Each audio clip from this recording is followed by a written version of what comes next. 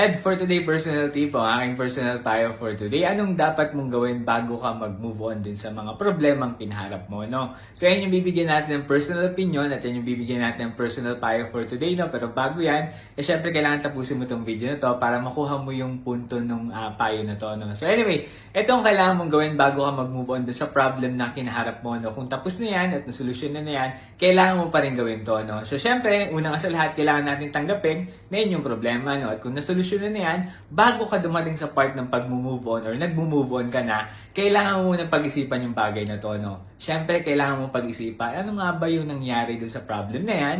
Ano yung matututunan mo sa problem na yan? Hindi pwedeng move on ka lang ng move on. Problema, nasolusyonan, move on. Hindi pwedeng ganun. Kailangan problema, tinanggap mo, nasolusyonan. Kailangan isipin mo rin, ano yung natutunan mo dun sa problem na yun na pwede mong dadalhin sa pag-move on mo. Kumbaga, eto na yung mga lessons na madadala mo as you move forward. Kasi hindi pwedeng problema na solusyonan, sige na, go na. Hindi pwedeng gano'n. Kailangan problema na solusyonan, isipin mo ano yung natutunan mo sa problem na yan bago ka mag-move on. Okay? So, simple lang.